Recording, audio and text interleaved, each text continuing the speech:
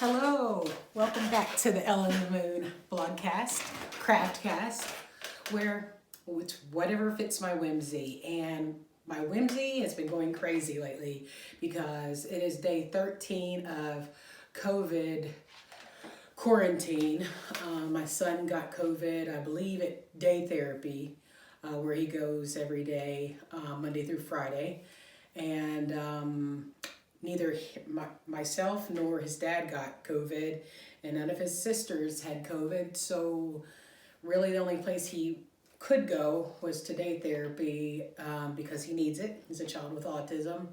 And so I have been going crazy here. It has been so long, so arduous. I'm sure some of you out there who may watch this have been through it. Luckily, he is quite well. And I am well, and I've tested negative twice, and I thank the Dolly Parton Moderna vaccine for that. I only had one dose, get my next shot tomorrow, but I am in such close contact with my son all day, every day. I kiss him a million times, so it's just amazing that I didn't get it. I'm so thankful. But enough about health and the pandemic, which we're trying to get away from. Let's get on to what I've been up to. So, if you follow my blog or my Instagram or Pinterest, you will know that I've been creating quite a few things.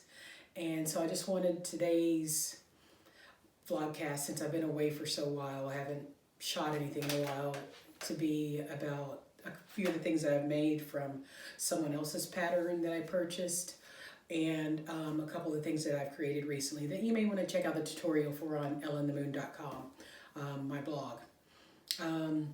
So, first of all, I have been loving raffia. It's kind of the trend within the last 2020 and up to now.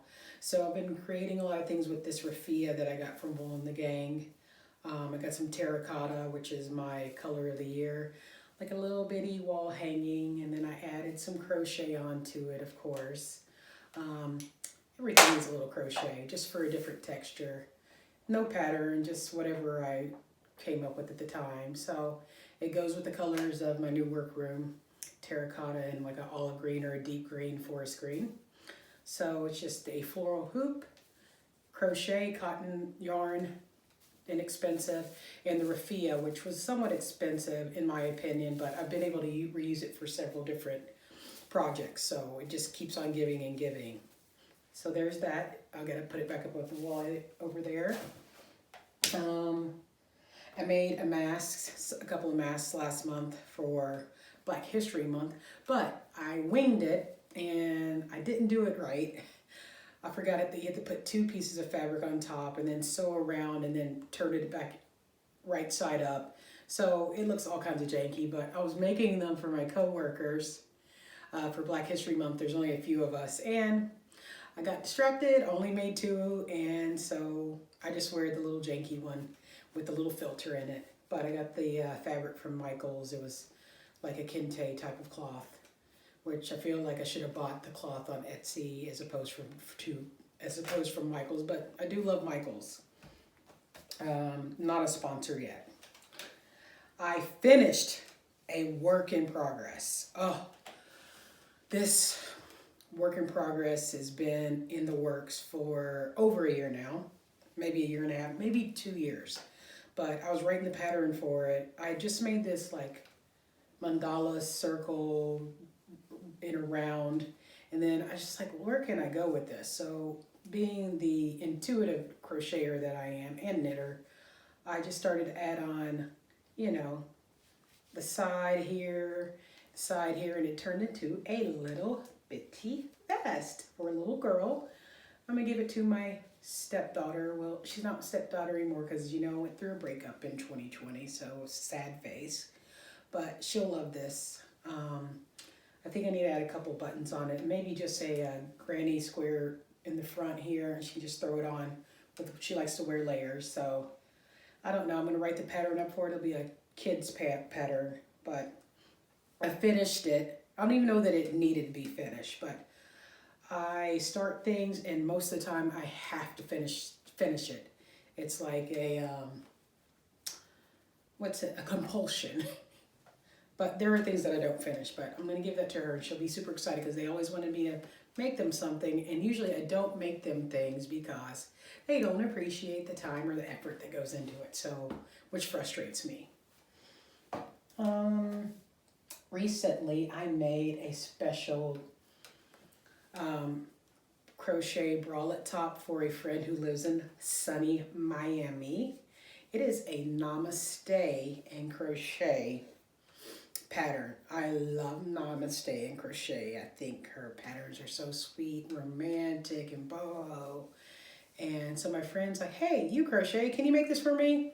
And so I was like, yeah, sure I will. And it took me forever. Well, it didn't take me a whole lot of time, but then I ran out of yarn because I didn't buy 2 skeins, and this takes 2 skeins with the cup size that she and I are.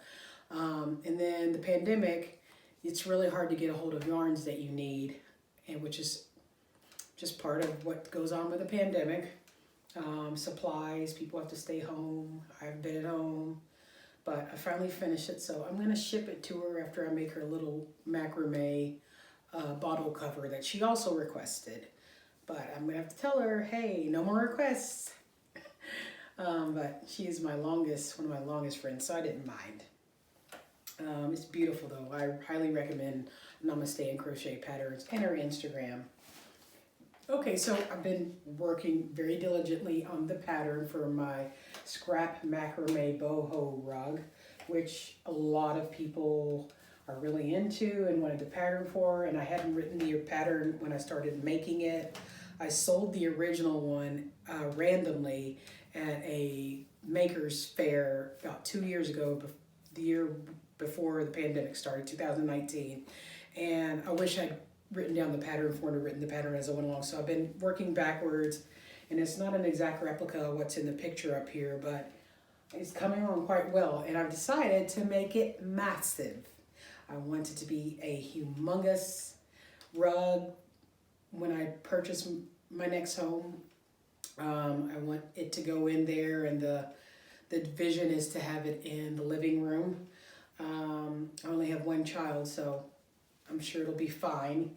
I gotta bleach it out, and I think I'm gonna add a few more scraps, macrame rope scraps like I've done here of different colors, and it's just gonna be massive. It's gonna the incredible growing scrap rug of crochet. There's double crochets in here. There are single crochets and slip stitches. That's basically it. But the hardest part about this rug is that you have to link together scraps of the rope the cast-offs that you've used on other projects. So that is pretty tedious, but it's also fun and therapeutic. So I'm just excited that it's going to grow and grow and grow, and can't wait to show it to you when it's done. So maybe that'll light a fire under me so that I finish it more speedily than I had intended. But yeah, it's beautiful. The lady who purchased the last one that I just made randomly, she insisted upon it. It was dirty, and I was using it in a display, and I'm like, it's not for sale. And she's like, I want it. And I'm like, okay. I mean, you can't turn down someone who wants something that you've made. It's just such an endearing experience, and it was so unexpected. So she wanted it more than I did, and I've got all kinds of scraps. So hey, have at it. The one thing that I always like to do with it is like slide it over like a pizza. I mean, because it's round. What else? I think that I've gone over all the works in progress at this point. Oh, no. Got 2 more things for you.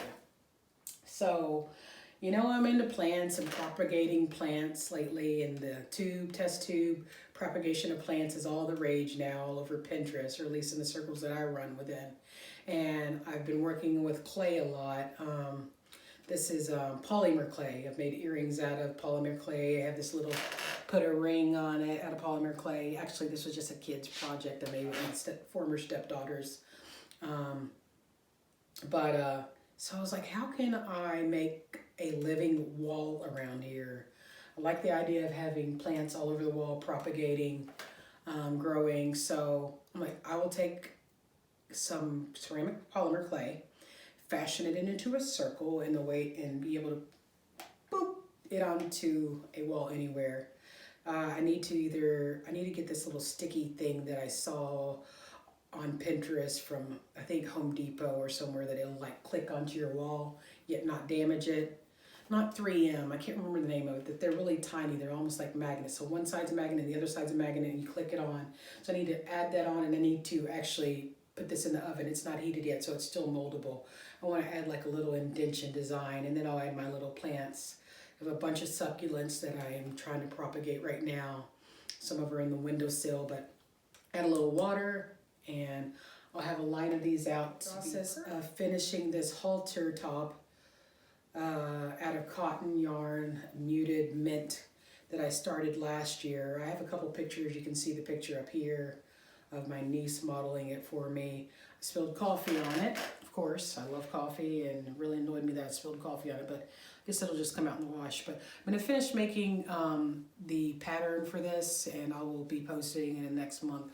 So be sure and check my Instagram, or check the blog for the pattern, because I always put them there first, and then they're available on Ellen the Moon after that.